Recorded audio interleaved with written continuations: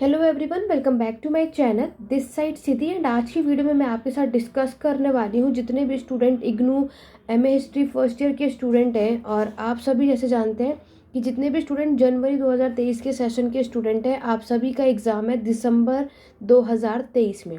तो date sheet आपके पास already आ चुकी है।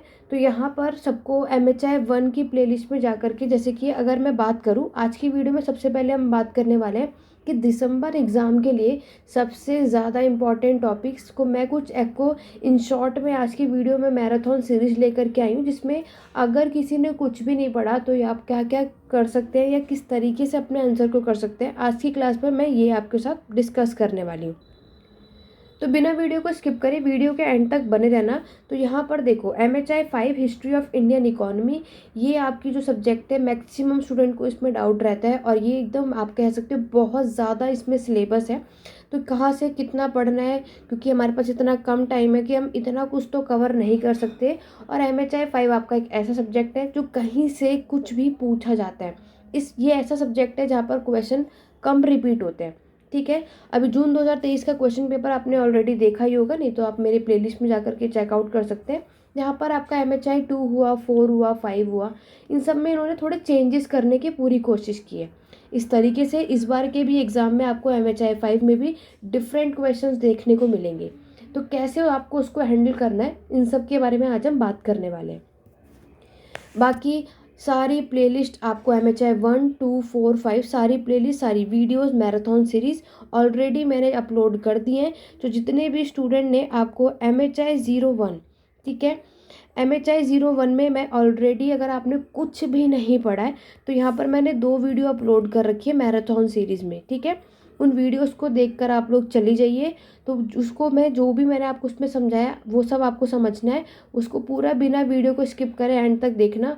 और अगर आपने कुछ नहीं पढ़ा, इन वीडियोस को देखकर चले जाओगे, एग्जाम में यहीं से क्वेश्चन मिलेगा, आप इजीली से 10 में से 5 क्वेश्चन अटैम्प्ट कर पाएंगे। ठीक है, इसी तरीके से MHI 4 का भी मैं ऑलरेडी डिस्कस कर चुकी हूँ। तो यहाँ पर भी 2 वीडियोज़ आपको मिल जाएंगी, वो भी MHI 4, सबका लिंक डिस्क्रिप्शन बॉक्स में है।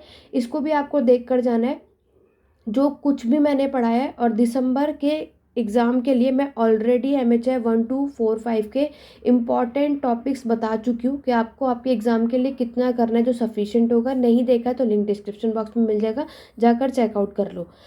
आज मैं MHI 5 के बारे में बात करूँगी। अगर आप सभी का रिस्पॉन्स इस वीडियो में अच्छा खासा रहा तो आपको MHI 02 यानी मॉडर्न वर्ल्ड के ऊपर भी इसी तरीके से वीडियो देखने को मिलेगी।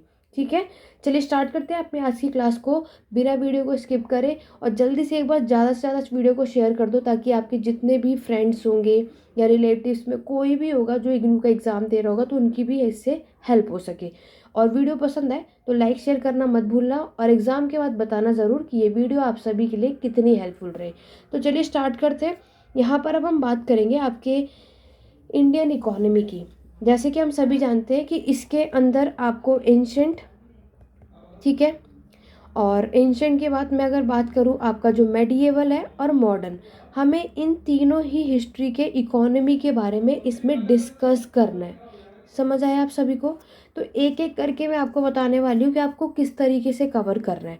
लेकिन उससे पहले एक बात और, देखो हमारे पास टाइम तो बहुत कम बचा है। अगर आप में से कोई भी इसके नोट्स लेने में इंटरेस्टेड है, क्योंकि आपको पता है कि ऑलरेडी यहाँ क्लासेस तो लेने का आपके पास टाइम नहीं है, तो आप नोट्स भी ले सकते हैं। उसके लिए आप 8882196980, अगर आप में से कोई भी नोट्स परचेज़ करना चाहता है, जो नोट्स पढ़ना चाहता है इन कम टाइम पर, तो यहाँ पर इस व्हाट्सएप नंबर के थ्रू आप नोट्स भी ले सकते हैं। और बाकी की हिंदी हो चाहे इंग्लिश मीडियम हो, आपके एग्ज़ाम में बहुत हेल्प होने वाली है। ठीक है, चलिए अब हम बढ़ते हैं कि यहाँ से क्वेश्चन आएगा तो उन सब में आप क्या क्या चीज़ें कर सकते हो।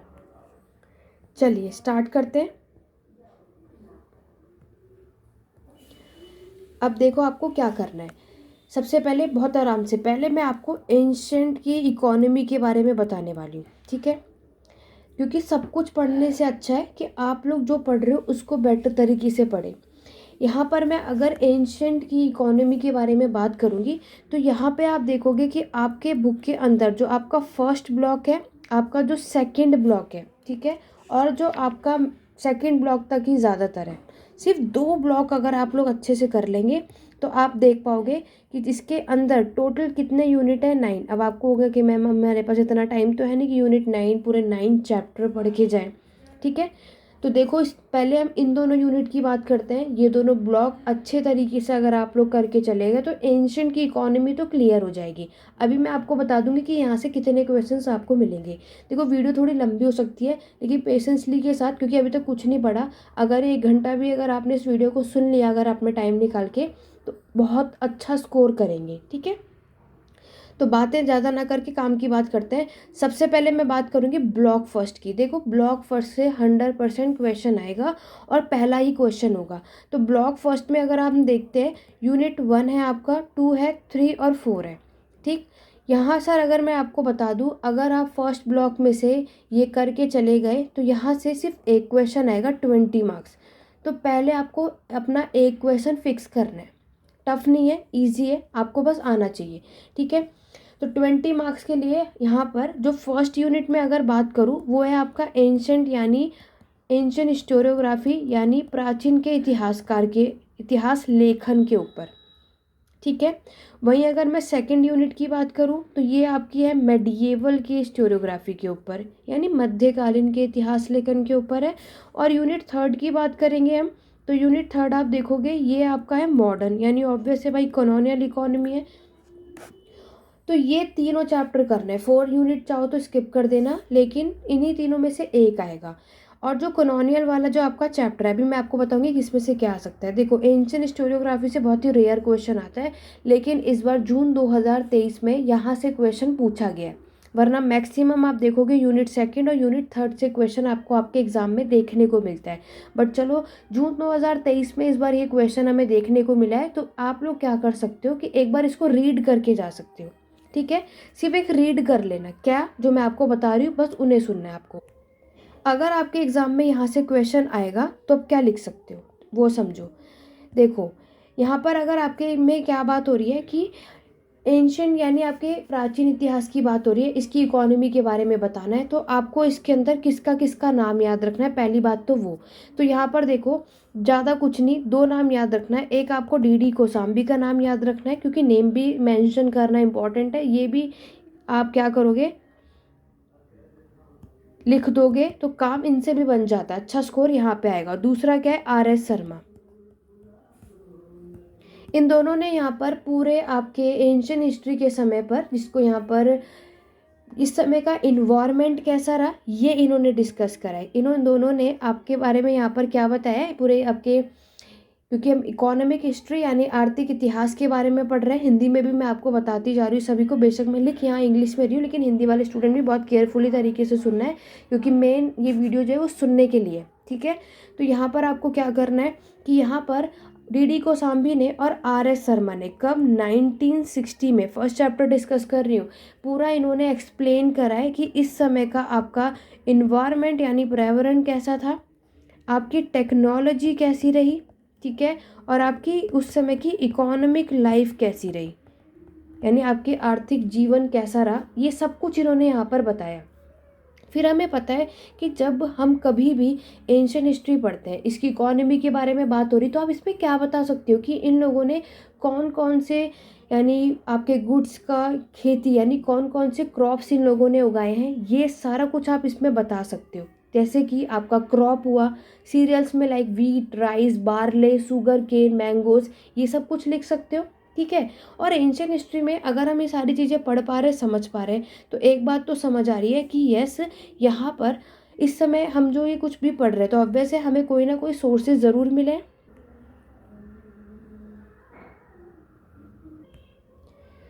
तो मैंने आपको क्या बताया, सोर्सेज अगर आपके मिलेंगे तो वो यहाँ पर आपको याद रखना है। एंशिएंट के समय पे संस्कृत और पाली लिटरेचर यानी संस्कृत और पाली साहित्य हमें देखने को मिलते हैं, जिसके थ्रू आज हमें ये पता चलता है कि इस समय के जो लोग हैं उन्होंने कौन कौन सी फसलें उगाई थी। तो वो था आपका वीट, बार्ले, गेहूँ, चावल, ज्वार, ठीक है, आपका मस्टर्ड हुआ, जो जो आपको याद आता है या सबको पता ही होगा, शुगर केन हुआ, गन्ना हुआ, ये सारी चीज़ों की खेती इन लोगों ने की थी। ये सब कुछ आपको इसके अंदर बताना है, ठीक है। क्यों?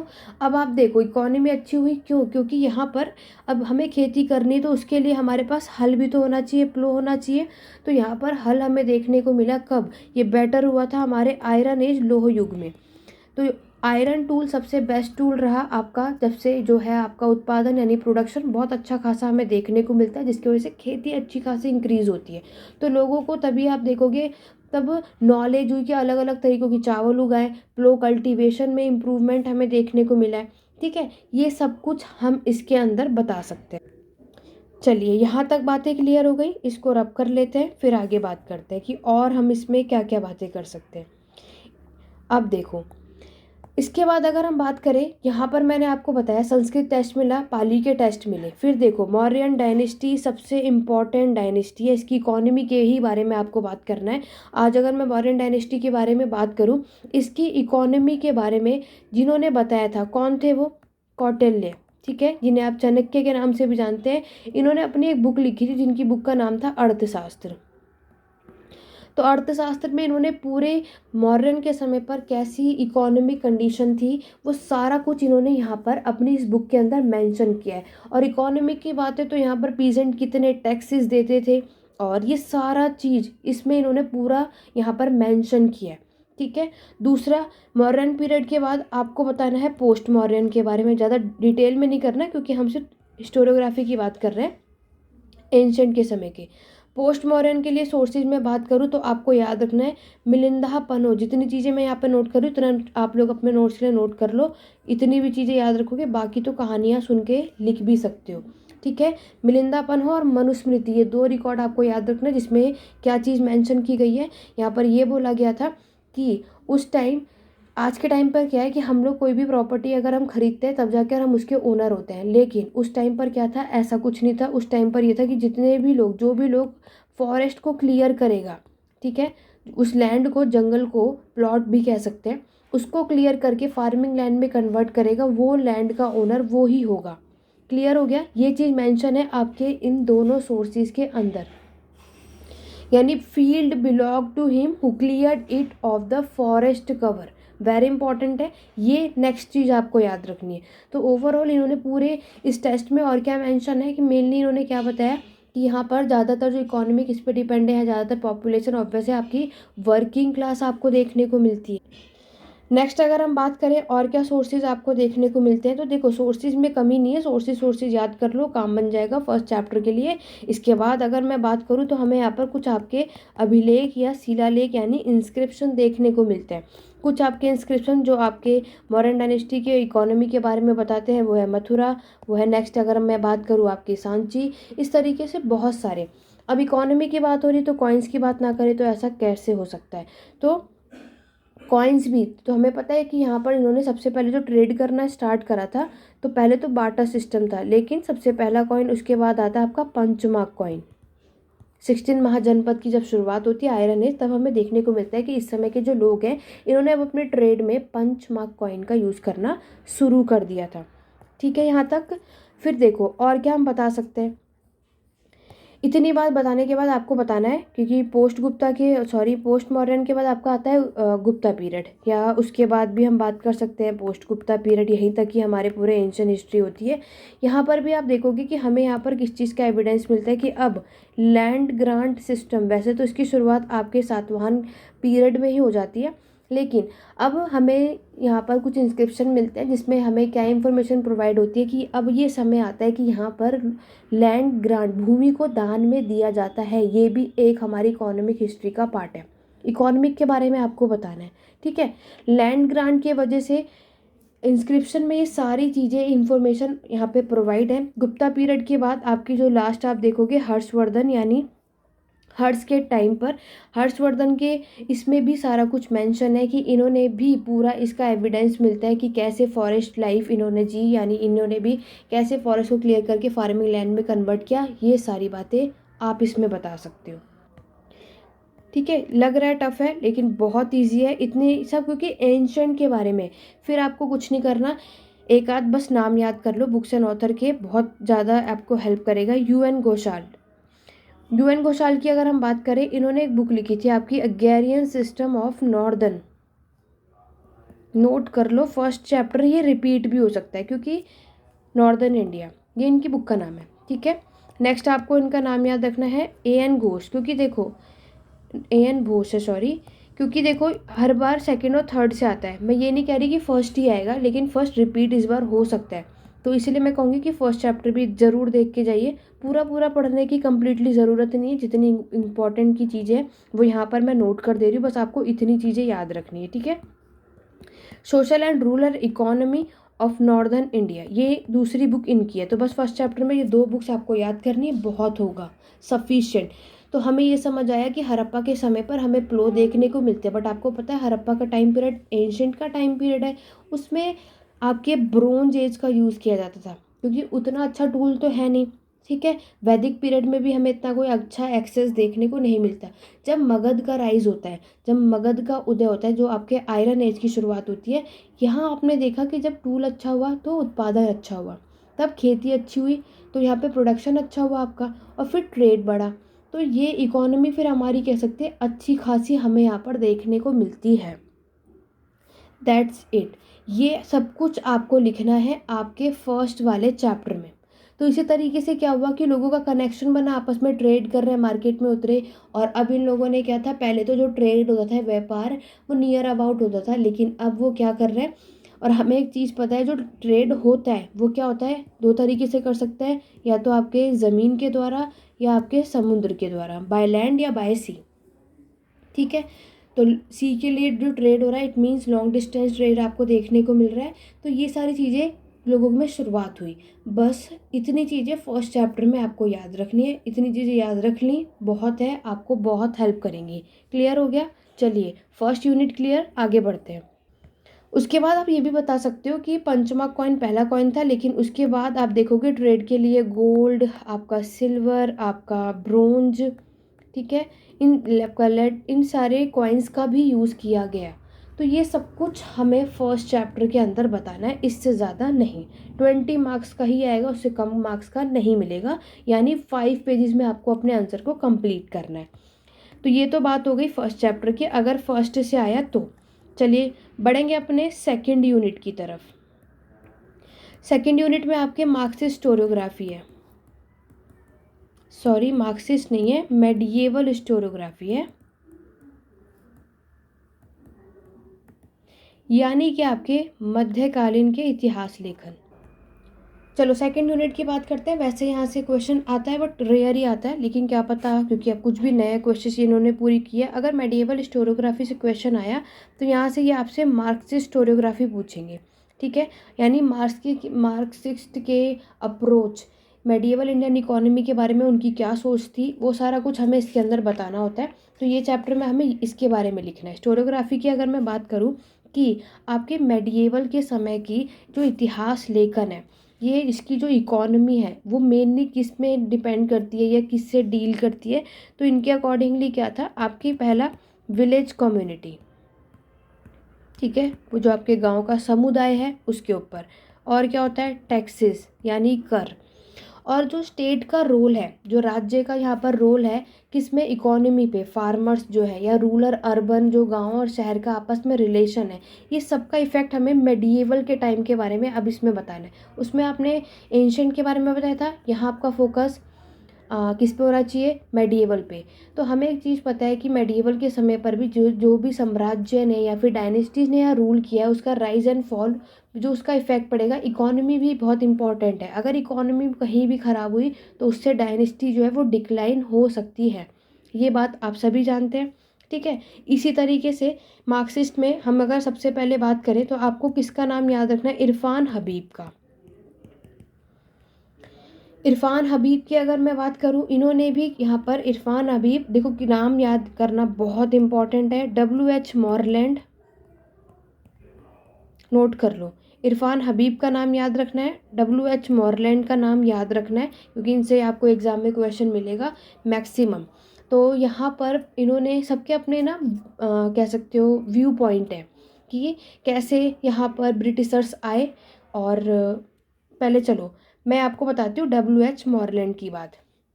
इन्होंने पूरी कोशिश करी, इन्होंने पूरा आपका इंडियन इकोनॉमी को एनालाइज किया, पढ़ने की कोशिश करी, और उन्होंने पूरे किसके बारे में लिखा, किसके बारे में आपको बताया, इकोनॉमी ऑफ दिल्ली सल्तनत। क्योंकि हमें पता है मेडिएवल के समय पे आपके दिल्ली सल्तनत के ही लोगों ने और मुगल्स के लोगों ने ही तो रूल किया है। तो इस समय इन दोनों की इकोनॉमी कैसी रही, इसको पढ़ा इन्होंने और पूरा एनालाइज करा और हम सबको बताया। ठीक है, और इन्होंने पूरी कोशिश करी कि पूरा जितना भी आपके दिल्ली सल्तनत का समय और मुगल्स के समय का जो पूरा समय है उसको डिस्कस करा था, और कितना उनका सोर्स ऑफ इनकम, कितने वो टैक्सेस लेते थे, कैसा उनका कंट्रोल था, ये सारी बातें इन्होंने यहाँ पर बताई।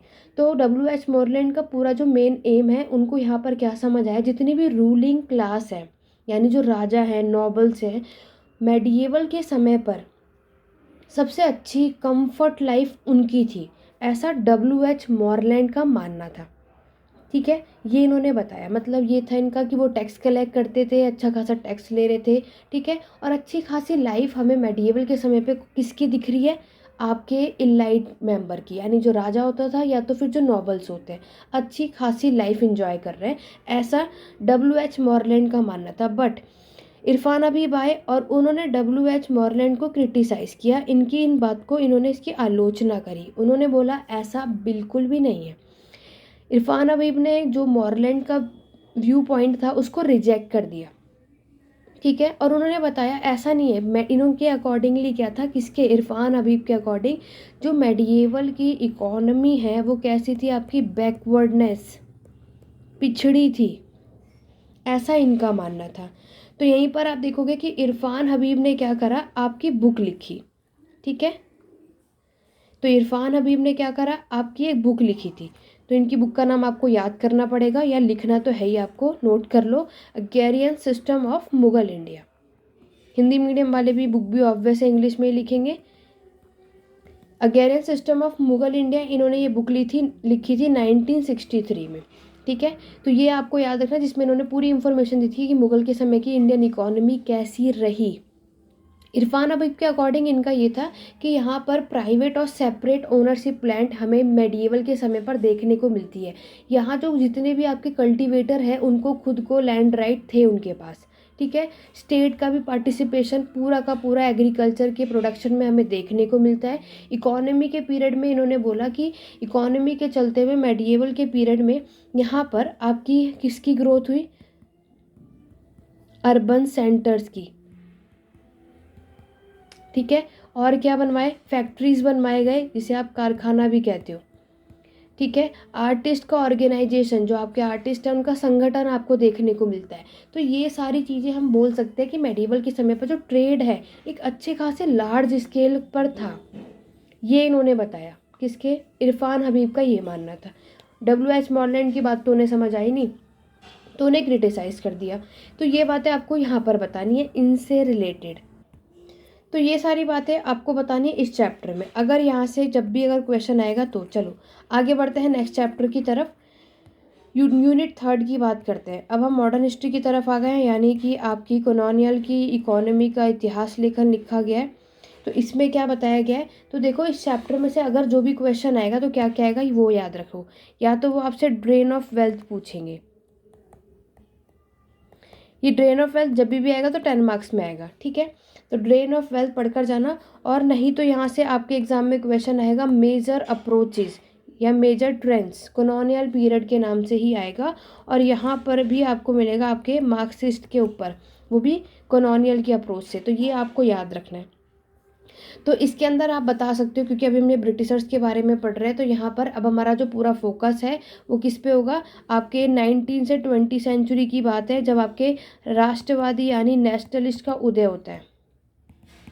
ठीक है, और आपके कॉलोनियल, यहाँ पे दोनों इतिहासकार आपको देखने को मिलेंगे, सब अपनी अपनी बातें यहाँ पर रखेंगे और यहाँ पर अपने अकॉर्डिंगली जो जिसको सही लगेगा वो बताएंगे। नेशनलिस्ट लीडर की अगर मैं बात करूँ तो दादा भाई नौरोजी,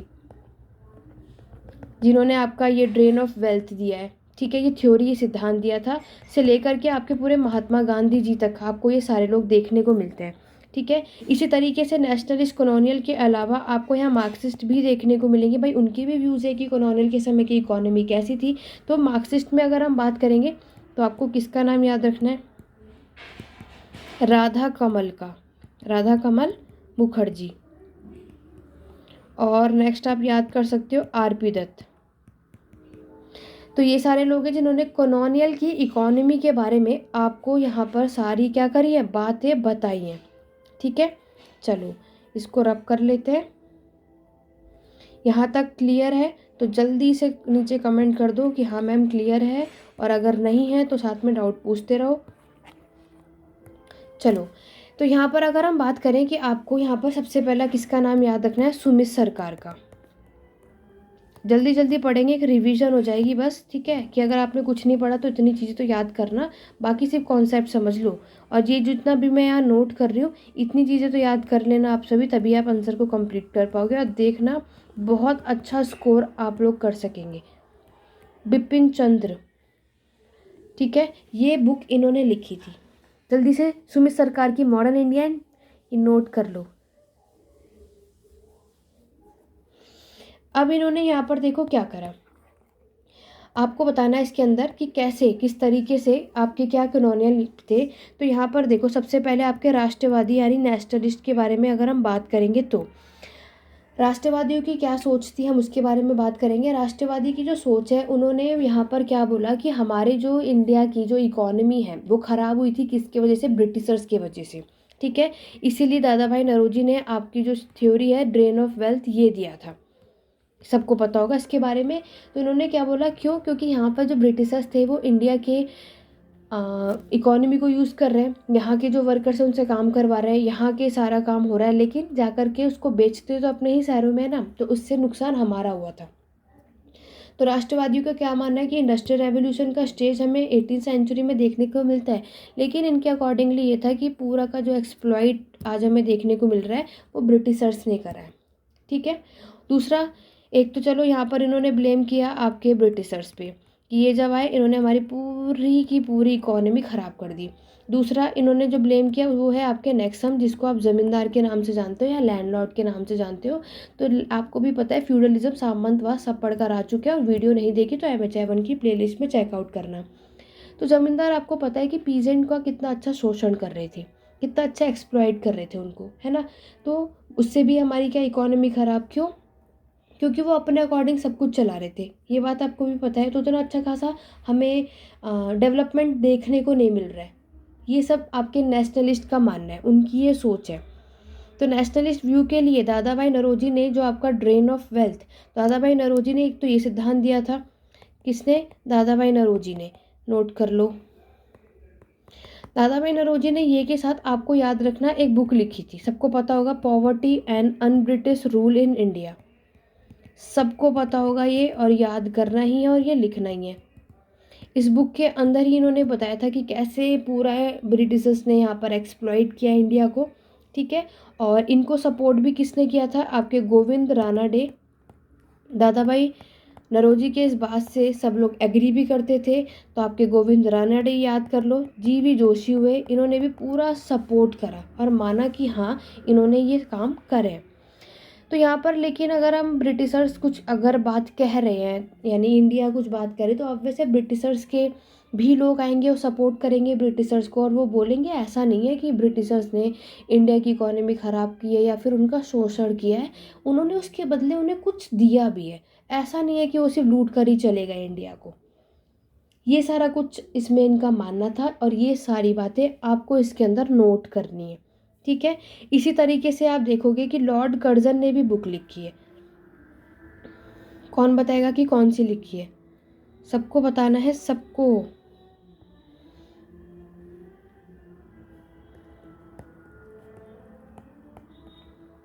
लॉर्ड कर्जन ने अपने यहाँ पर बुक लिखी थी। ठीक है, इनकी बुक का नाम है economic history of India. Mainly तो यही, सारी याद ना हो तो कुछ इतनी तो कर लेना कि एग्ज़ाम में आप अच्छा स्कोर कर सको।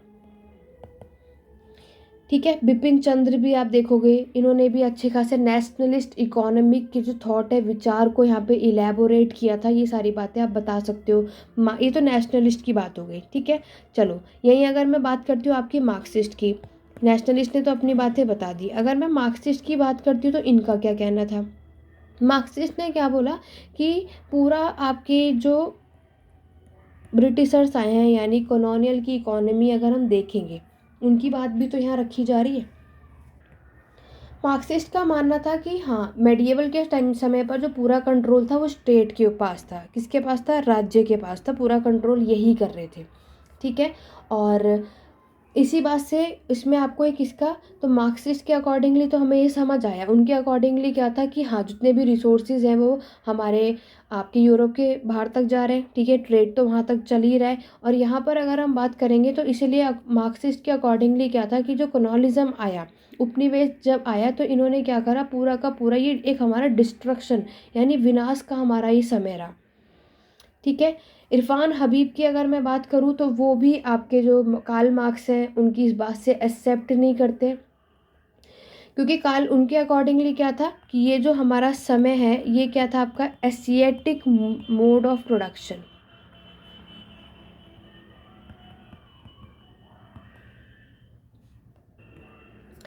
ठीक है, चलो आगे बात करते हैं। अब देखो यहाँ पर नेशनलिस्ट ने आपके जो, अब आते हैं कॉलोनियल की व्यू ऑफ पॉइंट। अब जब लिटरेचर्स के बारे में सबको इतना कुछ बोल रहे हैं तो सबके अपने कुछ बात होंगे। तब इसमें आपको किसका नाम याद रखना है? W.H. मॉरलैंड। तो W.H. मॉरलैंड ने पूरी इंडियन इकोनॉमी, मैंने आपको बताया दिल्ली सल्तनत की इकोनॉमी और मुगल पीरियड इन्होंने अपने में डिस्कस किया और बताया कि जितने भी बड़े लोग हैं वो अच्छी लग्जीरियस लाइफ जी रहे थे, ठीक है। यहाँ पर इसके बाद आपको किसके बारे में आना चाहिए? रिवाइजनिस्ट के बारे में। ये इन्होंने भी कुछ बातें बोल दी हैं। रिवाइजनिस्ट की अगर मैं बात करूं तो रिवाइजनिस्ट में आपको एक पर्सन का नाम याद रखना है, बेले, ठीक है। तो बेले के बारे में यहाँ पर तो इन्होंने पूरे यहाँ पर क्या बताया कि हाँ, इस समय का जो आपको देखने को मिलता है वो सारा क्या सेंट्रलाइजेशन है, यानी केंद्रीकरण है, मतलब सारी पावर रूलर के ही हाथ में। डिसेंट्रलाइज मतलब क्या होता है? जब पावर बटी हुई होती है, ठीक है। ये इनका मानना है। और यहाँ पर क्या था, रिवाइजनिस्ट ने बोला जितने भी आपके यहाँ ट्रेडर्स हैं और मर्चेंट हैं, यानी जो व्यापारी हैं, जो व्यापार करते हैं, ये लोग अच्छी खासी मेडिएवल इंडियन इकोनॉमी के समय पर अच्छा खासा ये फ्रीडम इंजॉय कर रहे थे, कोई इन पे प्रेशर नहीं था, ऐसा रिवाइजनिस्ट का मानना है, ठीक है। तो ये सारी बातें आप इसके अंदर बता सकते हो। चलिए आगे बढ़ेंगे।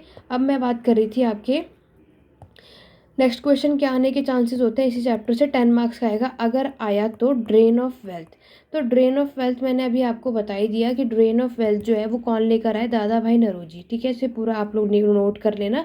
दादा भाई नौरोजी ने ये सिद्धांत, ये थ्योरी अपने इस पूरे बुक के अंदर मेंशन की थी। इनकी बुक का नाम मैं अभी आपको बता ही चुकी हूँ, poverty and un-British rule in India. इनकी बुक का नाम तो ये आप लोग याद कर ही लो,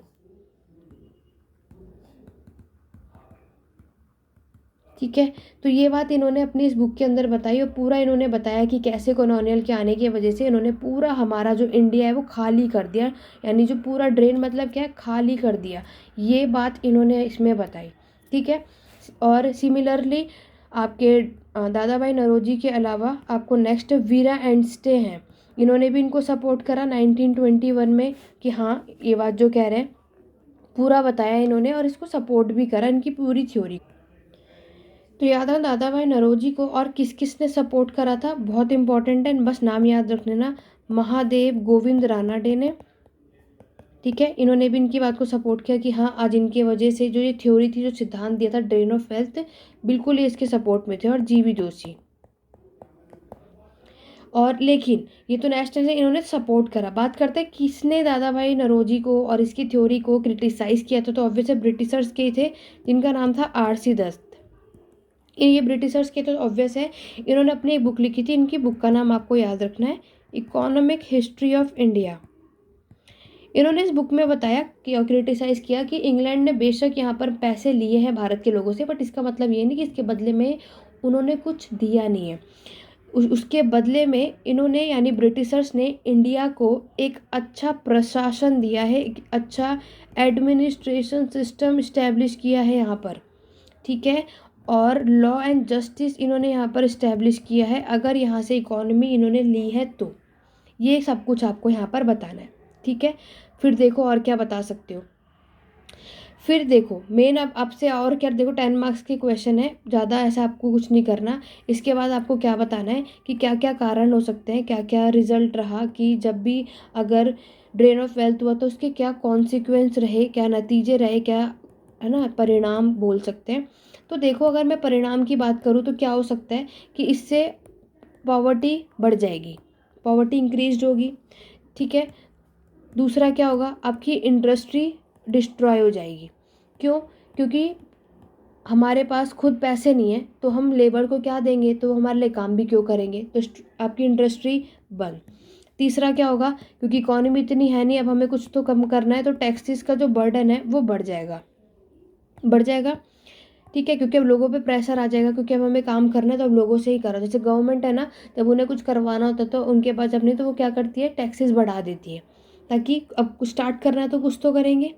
और यहाँ पर और क्या देख सकते हैं, और क्या नतीजे रहेगा, लैंडलेस, जितने भी काम करने वाले लोग होंगे एग्रीकल्चर लेबर सब बाहर, अब किसी के पास कुछ नहीं, ये बढ़ जाएंगे। क्योंकि अब किसी को अपना कुछ करना है तो वो कोई रेंट दे देगा, रेंट पे नहीं, लोन दे देगा, क्या कह सकते हैं, गिरवी दे सकते हैं, बेच देंगे। तो बहुत ये सारे कॉन्सिक्वेंसेस हमें देखने को मिलते हैं, ठीक है। तो ये आपका पूरा फर्स्ट ब्लॉक मैंने आपको करा दिया। इन तीनों में से एक क्वेश्चन डन है जो आपके एग्जाम में आपको मिलेगा। अगर आप इतना सा पढ़ के चले गए तो 20 मार्क्स आपके हाथों में। रही बात, सब कुछ पढ़ने की ज़रूरत नहीं, जैसे कि मैंने आपको बताया, सिर्फ जितने पॉइंट्स मैंने आपको ये लिखे हैं इसे नोट कर लो, बाकी कॉन्सेप्ट आप समझ गए होंगे, उसको आप आराम से लिखते रहना, क्योंकि आपके पूरे आंसर को बैठ के पढ़ने का टाइम किसी के पास इतना नहीं होता है। क्लियर? चलिए सेकंड ब्लॉक की तरफ चलते हैं। देखो, सेकंड ब्लॉक की तरफ अगर हम बढ़े तो उसमें आपको हड़प्पा के बारे में बताना है, ठीक है, कि हड़प्पा के टाइम पीरियड में आपको क्या किसके बारे में देखने को मिलता है, उसकी इकोनॉमी। तो ये सब आप लोग खुद लिख लेंगे, इसको हमें इतना पढ़ने की ज़रूरत नहीं है। तो हड़प्पा के समय पर आप लोग देखो, बस मैं इतना बता दे रही हूँ क्या क्या लिख सकते हो। जैसे कि आपको पता है कि इस समय का ड्रेनेज सिस्टम कैसा था, ठीक है। इसकी इकोनॉमी के बारे में लिखना है, अगर आया तो हर बार तो नहीं आता, ये आप पढ़ के चले जाना, ठीक है। ग्रेट बात के बारे में पढ़ लेना, इस समय का रोड कैसा था, रोड सिस्टम वो पढ़ लेना।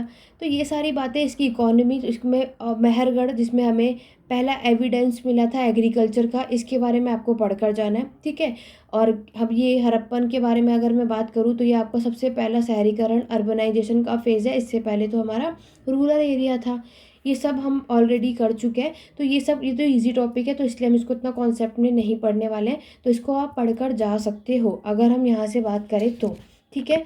फिर देखो, अगर हम बात करें कि यहाँ पर आपका यूनिट 7 है, जो यहाँ से क्वेश्चन आता है मेनली यहाँ से, या 100% आपको मिलेगा, सातवाहन से मिलेगा, नहीं तो कुषाण डायनेस्टी से मिलेगा। तो ये दोनों चैप्टर पढ़कर जाना।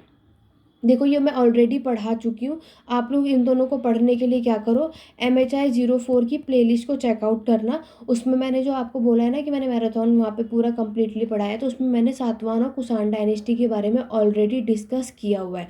तो आप लोग MHI 4 का टॉपिक भी कर लोगे तो 5 भी क्लियर हो जाएगा। बट मेनली आपको क्या करना है कि MHI 4 में तो हम पॉलिटिकल स्ट्रक्चर पे फोकस करते हैं, लेकिन आपको इसमें इकोनॉमी पे फोकस करना है, ठीक है। कि सातवाहन में, जैसे मैंने आपको बताया, ये वो समय है कि इन्होंने लैंड ग्रांट सिस्टम सातवाहन के पीरियड से शुरू होता है, भूमि दान में देना। कुषाण डायनेस्टी की मैं बात करूँ तो इन्होंने ट्रेड करना शुरू किया था आपके सिल्क रूट से ये ट्रेड करते थे। गोल्ड को सबसे पहले इंडिया में आने वाले कुषाण के जो रूलर है कौन, कनिष्क, ये लेकर आए थे।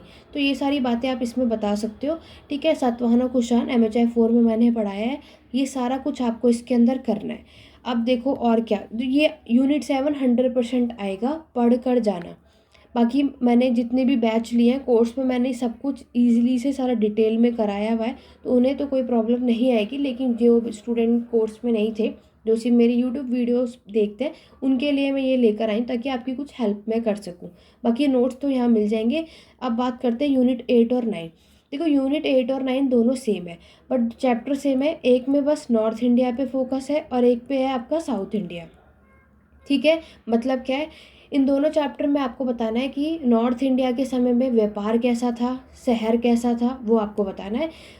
और यही चीज़ हमें साउथ इंडिया में बताना है, ठीक है। क्या आपका पैटर्न है ट्रेड का, इसके बारे में डिस्कस करना है। शहरीकरण अर्बनाइजेशन कैसा था वो डिस्कस करना है। तो इसमें नॉर्थ, सबसे पहले आपको क्या करना है, जब नॉर्थ इंडिया पढ़ के जाओ तो उसमें आपको क्या करना है, नॉर्थ इंडिया में जितनी डायनेस्टी ने रूल किया है उन सब के बारे में बताना है। सेम एज साउथ इंडिया में जितनी डायनेस्टी ने रूल किया उसके बारे में बताना है। जैसे चलिए मैं आपको बता देती हूँ। देखो, टाइम पीरियड ये एग्जाम में लिखाएगा 600 से 300 AD, ठीक है, तो समझ जाना आपका यही वाला ब्लॉक है। मैं आपको बस थोड़ा हिंट दे रही हूँ कि यहाँ से आएगा तो आप क्या कर सकते हो। देखो इसमें इस चैप्टर से पहले मैं नॉर्थ इंडिया की बात कर रही हूँ, यानी यूनिट 8। नॉर्थ इंडिया में जब आप लोग पढ़ोगे तो आपको बस इतना समझ होना चाहिए कि नॉर्थ इंडिया में अभी हमने देखा कि यहाँ पर जिसने रूल किया था वो कौन सी डायनेस्टी थी, मौर्यन डायनेस्टी। तो मौर्यन की डायनेस्टी जो है, इसकी इकोनॉमी के बारे में मैंने अभी आपको बताया, अर्थशास्त्र में मेंशन है, और मजिस्ट्रेनिस की जो बुक है इंडिका में पूरा मेंशन है। इन्होंने ये सारी चीज़ बताई हुई है कि कैसा आपकी मौर्यन की इकोनॉमी यहाँ पर रही। इसके अलावा इस समय हमें बुद्धिज़्म यानी बुद्धिस्ट लिटरेचर भी हमें देखने को मिलते हैं, जिसमें आपके विनय पिटक, सुत पिटक, अभिधम पिटक, जातक टेस्ट हुए, है ना। और इसी के साथ जैनिज्म के भी कुछ टेस्ट हमें देखने को मिलते हैं। तो ये सारे सोर्सेज हैं जिनके थ्रू आपको देखने को मिलता है कि नॉर्थ इंडिया में कैसा ट्रेड रहा, कैसी इकोनॉमी रही। ऐसे ही आपके कह सकते हैं पाणिनि की अष्टाध्याय, नाम सबने सुना होगा। अष्टाध्याय जो बुक लिखी थी पाणिनि ने लिखी थी। ये सारे सोर्सेज है जिसमें हमें पता चलता है कि इकोनॉमी नॉर्थ इंडिया में कैसी रही, कैसा ट्रेड रहा। और साथ ही साथ हमने देखा 16 महाजनपद, ये भी आपका यही इमर्ज हुआ था। ये सारा कुछ हमें इसके अंदर बताना है, ठीक है। अगर हम बात करें पैटर्न ऑफ ट्रेड, अर्बनाइजेशन कैसा था, तो देखो उसमें आप क्या बता सकते हो। इसमें आप लोग ये लिख सकते हो कि इसमें जो आपके वैश्य है, आपको पता है ना 4 वर्णा सिस्टम होता है। अब यहाँ ट्रेड की बात कर रहे हैं, तो अगर मैं ब्राह्मण, आपके क्षत्रिय, वैश्य और शूद्र की मैं बात करूँ, तो इसमें हमें पता है कि जो यहाँ पर वर्कर्स हैं, जो काम करते हैं, वो कौन थे आपके, बताओ क्या लगता है कौन थे। अगर मैं वैश्य की बात करूँ तो ये होते हैं आपके मर्चेंट, व्यापारी, जो ट्रेडर्स होते हैं वो इस कैटेगरी में आते हैं, ठीक है। ये सब कुछ इसमें बता सकते हो, ये सारे प्रोफेशन है यहाँ पर। वैश्य हैं जो रेयरली यहाँ पर अपना इस 3rd नंबर पर आते हैं, और कितने ये क्या क्या काम करते हैं। और पूरा एक्सप्लॉयट शूद्र तो आपके लास्ट में आता है, जिसमें आपके पीजेंट हुए, ठीक है, आपके आर्टिस्ट हुए, लैंडलेस लेबर हुए, ये सारे लोग इसमें आते हैं।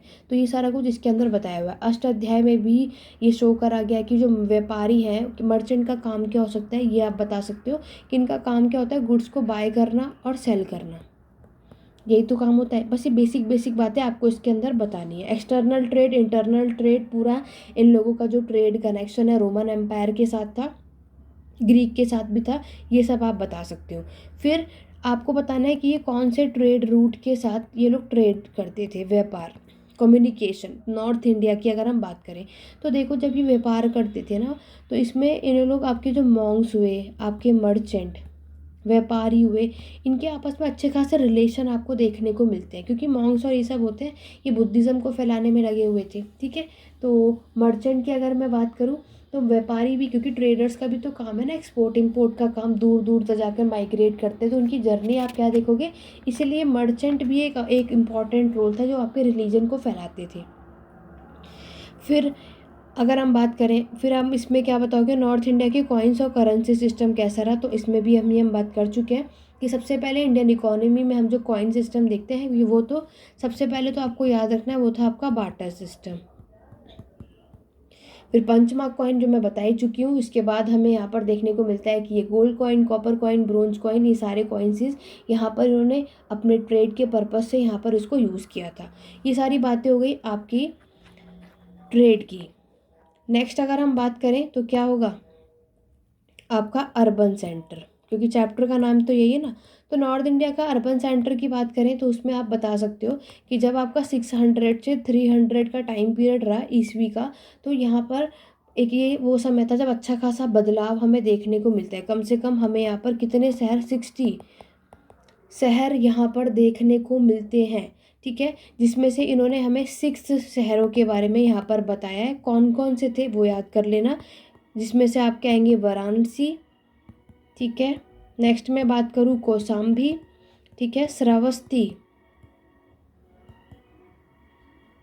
और क्या हो सकते हैं, चंपा। 16 महाजनपद में से ही ये 6 हमें याद करना है, ठीक है। खुशीनगर, एक नाम और कौन बताएगा, राजगृह, ठीक है। ये सारे शहर जो है यहाँ पर डेवलप हुए, और ये कहाँ पे लोकेटेड थे, तो याद रखना गंगा वैली के पास। ठीक है। तो गंगा वैली के बाद हम देखते हैं कि ये लोग क्या होते हैं, आपके यहाँ पर लोकेटेड होते हैं, ये सारे शहर यहाँ पर सेटल होते हैं। गंगा यमुना द्वाब यहाँ पर भी इमर्ज होते हैं ये सारे शहर। तो ये सब कुछ आप इसमें बता सकते हो। तो ट्रेड हुआ, व्यापार हो रहा है, तो हमने क्या देखा, मौर्यन डायनेस्टी के समय तक हमें अच्छा खासा व्यापार देखने को मिलता है। एग्रीकल्चर इनका मेन इकोनॉमी है। मजिस्टनीज ने भी अच्छा खासा बताया कि हाँ, यहाँ पे जो डीलर होते हैं, जो आर्टिस्ट होते हैं, इनका अच्छा आपस में कनेक्शन रहा। और हमें मौर्यंस का हो चाहे गुप्ता हो, हर एक में हमें टैक्सेशन सिस्टम भी देखने को मिलता है कि हाँ, ये सभी टैक्स लेते हैं। मुगल आपके मौर्यन पीरियड में जो आपके चाणक्य हैं, अर्थशास्त्र में लिखा है। मजिस्टनीज ने इंडिका में पूरा सारा कुछ बताया हुआ है। अशोक के रॉक एडिक्ट्स हमें मेंशन हुए हैं। ये सब कुछ हम इसमें बता सकते हैं। ठीक है। अर्बन सेंटर हुए, अब लोग देखो एग्रीकल्चर कर रहे हैं, तो उसके लिए हमें पता है एक जगह सेटल होना पड़ेगा। तो बहुत सारे शहर जो हैं यहाँ पर एक जगह सेटल हुए। ठीक है। और पंचमार्क कॉइन का भी इन्होंने अपने ट्रेड में यहाँ पर यूज़ करा था। वो सब कुछ आप लोग यहाँ पर बता सकते हो इस वाले चैप्टर के अंदर। सेम एज हम नेक्स्ट चैप्टर के बारे में बात करेंगे। तो ये नॉर्थ इंडिया की बात हुई। इसी तरीके से आपको साउथ इंडिया की यानी पेनिनसुलर इंडिया की बात करनी है। इन दोनों में से कोई एक क्वेश्चन मिलेगा आपको। तो जब आपसे साउथ इंडिया का ट्रेड पूछा जाए, अर्बनाइजेशन, शहर पूछा जाए, तब आप उसमें साउथ इंडिया की डायनेस्टी के बारे में बताओगे। तो जिसमें आपको तमिलकम, जो हम MHI 4 में ऑलरेडी पढ़ चुके हैं, जिसके अंदर आपकी कौन सी डायनेस्टी आती है, चेर, चोल, पांड्या। ये वही तो डायनेस्टी है जिन्होंने आपके साउथ इंडिया में रूल किया था। ठीक है। सातवाहन डायनेस्टी भी हो सकता है, क्या है ही है। तो ये वो डायनेस्टी है जिन्होंने यहाँ पर रूल किया। डेक्कन पार्ट में हम कह सकते हैं। तो इस समय का अर्बनाइजेशन भी आप देखोगे, अच्छा खासा ट्रेड, बहुत अच्छा खासा विस्तार हुआ उसका। क्राफ्ट प्रोडक्शन हमें देखने को मिलता है सातवाहन पीरियड, क्योंकि अभी मैंने आपको बताया ना, सातवाहन डायनेस्टी भी जो है वो हमारी पेनिनसुलर इंडिया, डेक्कन पार्ट में ही रूल कर रही थी। ठीक है। और इसी के टाइम पर हम देखेंगे लैंड ग्रांट की शुरुआत हुई थी, भूमि दान में देना ये शुरू हुआ था। जिससे हम इसका प्रशासन क्या देखते हैं कि डिसेंट्रलाइज्ड हुआ। क्योंकि जब पावर बढ़ जाती है, अगर पावर सिर्फ एक के हाथ में, यानी अगर राजा सारा कुछ अपने एम्पायर का देख रहा है, तो वो सेंट्रलाइज्ड होता है। लेकिन अगर राजा ऑब्वियस इतना बड़ा साम्राज्य होता है और उसने अपनी पावर अब डिस्ट्रीब्यूट कर दी कि हर एक काम के लिए अलग अलग लोगों को अपॉइंट कर दिया, उसे कहते हैं हम डिसेंट्रलाइज, क्योंकि अब पावर बढ़ गई है। तो ये सब कुछ आपको इसमें बताना है। तो यहाँ पर जो ये व्यापार कर रहे हैं, ट्रेड कर रहे हैं, शिप का भी यूज़ कर रहे हैं। ठीक है। शिप बनाया ग्रीक और रोमन के साथ, जिन्होंने शिप बिल्ड करे ताकि ये लोग क्या कर सके, आपस में ट्रेड कर सके। ठीक है। ये सारा कुछ हम इसके अंदर बता सकते हैं। आपको बताना है। कॉइनेज सिस्टम आप बता सकते हो। ठीक है। इन्होंने कौन कौन से कॉपर का कॉइन यूज़ करा था सातवाहन के लोगों ने जब ट्रेड किया था।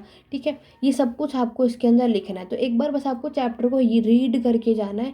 इतना डीपली इसको नहीं करना। सिर्फ आप एक रीड भी कर लोगे ना, कहानी, कॉन्सेप्ट आप ऑलरेडी खुद से भी करके आ सकते हैं। सिल्वर पंचमार्क कॉइन भी इशू किया गया था। गिल्ड यानी जो व्यापारियों का संगठन हमें यहाँ पर देखने को मिलता है, ये याद रखना है आप सभी को। ठीक है। इसी चैप्टर से अगर मैं बात करूँ, जो यहाँ से आज तक क्वेश्चन पूछा गया 10 मार्क्स में मिलेगा, वो है आपका यवनास। हो सके तो इसको पढ़कर ज़रूर जाना आप सभी। यवनास एंड देयर सेटलमेंट, उनकी बस्तियाँ। ये कभी भी क्वेश्चन आता है 10 मार्क्स में आता है। ये आपके ट्रेडर्स होते हैं, व्यापारी होते हैं, जो कि इस्टेब्लिश हुए थे आपके यहाँ पे, मैन्युफैक्चरिंग का काम करते हैं। ठीक है। ये इसके बारे में अच्छे खासे डिटेल में पढ़ना है। अगर आप लोगों ने इसको कम से कम फर्स्ट और सेकंड ब्लॉक अच्छे से कर लिया, तो कम से कम 50 मार्क्स का एग्ज़ाम तो आप यहीं तक कवर कर लोगे। अगर आप ये दोनों ब्लॉक करके चले गए तो सिर्फ रीड करना है, इतने डिटेल में आपको नहीं करना है, मैंने आपको पहले भी कहा। और क्या क्या कहाँ से आ सकता है मैं बता चुकी हूँ। अब देखो थर्ड ब्लॉक की बात करते हैं, फोर्थ ब्लॉक की बात करते हैं। ठीक है। थर्ड ब्लॉक है आपका पूरा मेडिएवल के ऊपर, या अर्ली मेडिएवल कह लो, चलो एक ही बात है। ठीक है। इसमें आपके जो थर्ड ब्लॉक है, थर्ड ब्लॉक की मैं बात कर रही हूँ, जिसमें आपको यूनिट 10 से लेकर के 15 यूनिट तक देखने को मिलता है। ठीक है। और जो नेक्स्ट ब्लॉक होगा वो आपका मेडिएवल के ऊपर होगा, जिसमें दिल्ली सल्तनत, मुगल, विजयनगर, बहमनी, ये सारे लोगों में कैसा रहा। इसमें 16 से लेकर 20 यूनिट तक हमें देखने को मिलता है। ठीक है। इसके बाद हमारा आता है सारा का सारा आपका मॉडर्न हिस्ट्री। तो यूनिट 20 तक पढ़कर जाने पे एंशिएंट मेडिएवल कवर हो जाएगा। तो अभी आप सभी के पास बहुत टाइम है, तो तब तक आप क्या करो, एंशिएंट मेडिएवल की इकोनॉमी को पढ़ो, उसको करके जाओ, ठीक है। अब देखो इन दोनों ब्लॉक से क्वेश्चन आएगा तो आप तब क्या कर सकते हो, तब आपको क्या लिखना है।